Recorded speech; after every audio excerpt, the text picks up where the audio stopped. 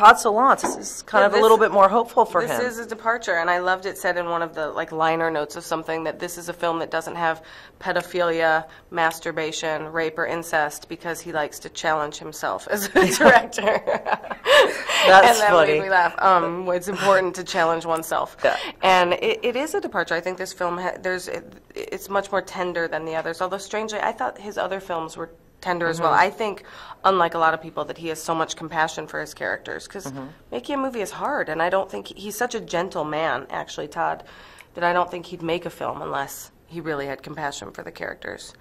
But this film, it really, usually there's such ensemble pieces, and this one really centers on Abe, and I'm kind of a afterthought of a girlfriend. But this is a character that, I mean, when did you first meet him? I met Todd in 2001. I did a movie called Storytelling with Right. him, and I played a college student named Vi, who got really in over her head with a professor, and there was kind of a very risque sex scene. And I remember it well. Yeah, I remember it well, too. We actually had to shoot that scene twice. I think some film got damaged, so I had to do this really kind of censored scene twice. But the character I'm playing in this movie is actually the same character, which not a lot of people know. You have to kind of wait to the end credits, and if you're a real Solondz-ite, you might realize I'm playing the same girl, that she's just a little bit more of a failure than she was in the first one. But I am playing the character of Vi, but my name is Miranda in this one. So it's like she went back home to live with her parents and kind of wanted to get away from the name she always went by, and so goes back to her first name, Miranda Vi, Violet. Miranda Vi. Wow. It's a good name. How is it? Did you feel like you're kind of amused for him a little bit? I wish. I mean, I never thought I'd be able to work with Todd again. He doesn't work with people more than once usually, even if he'll have kind of characters reappearing in movies. There'll be, someone else playing him or whatever, and I thought, oh my God, it's the only director that might like me as an actress, and he doesn't use people twice. And then he did, and I was so happy. I mean, so genuinely grateful that I could be in a movie of his again, and I pray I get to do it again and again, because he's the easiest director to work for, because he's so specific with what he wants. It makes my job so easy. I don't have to do anything. Being a lazy actress, that's perfect. No, please. I think it's about time we get you an award, Thank Selma. you. All right, From your I lips think. to God's I ears. think it's about time. I love an award. Yeah. I would love. I love a carpet, a dress, an award. Let's get you one. Attention, an award, a job. Let's get it all.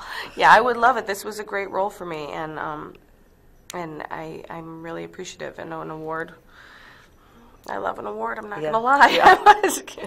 And you now have a baby. I do. That's a good award, so I should shut up. Yeah. I do. I have a baby. He's 6 weeks old, and he's precious. He's out walking with Daddy now. He's a little fussy. I've been dragging him around, as a good mom does. How's he like Canada? He loves Canada. Yeah. Oh, he loves Canada. Yeah. Won't shut up about Canada. Bring him on the tour. Come on. Yeah. He's 6 weeks and he loves Canada.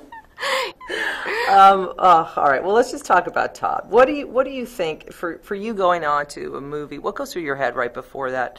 You know what you have to do in that first day of the set. And... I don't know, hence no awards. Yeah. No, I don't. Not much. No, I get nervous before a film, even a small, even little tiny ones.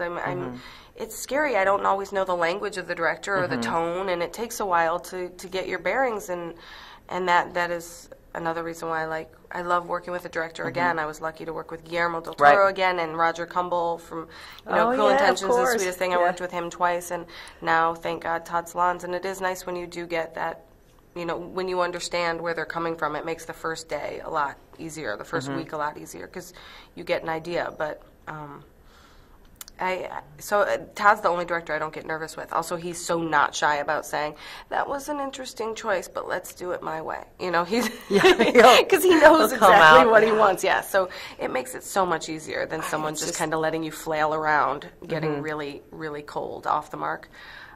Well, he is so specific. He's so out there, but yet you're right. It's like it's so much. It's almost 180 degrees one way that it's actually, it makes a full circle. I don't know if I'm making any sense right there with what I was trying to articulate. No, I get it. But his characters, and it's so complex and so over the top and so alarming, and then yet it's just so simple. The words, the writing, I think, is so clean that you only get in the way of yourself if you're trying to add to it or make a joke or go, oh, this is good, funny deadpan. And if you try and throw deadpan on top of deadpan, you're a big fat liar. So it's easy to, you just have to stay still. And that's the only thing that's tricky, is just not getting in your way, trying to go, oh, God, this is really funny. Let me make it funnier. But he, I'm worried, though, that he casts people that are similar to the characters, because he does want it to be so real.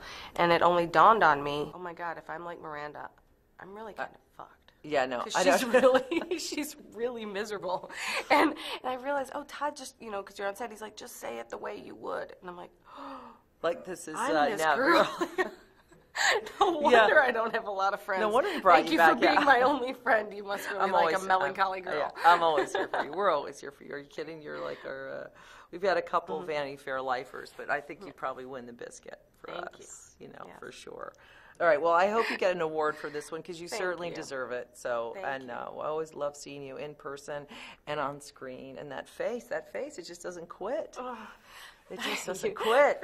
We love it.